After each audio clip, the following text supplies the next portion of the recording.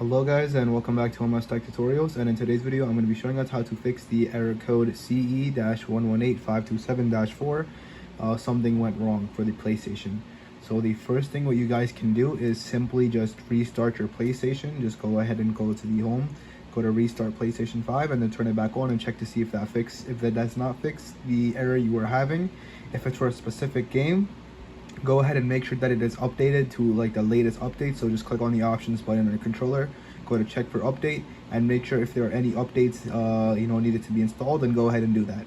The third method you guys can do is go ahead and go to settings, go to network, and make sure everything is good. You're signed in with the network, PlayStation Network is signed in, and there are no issues.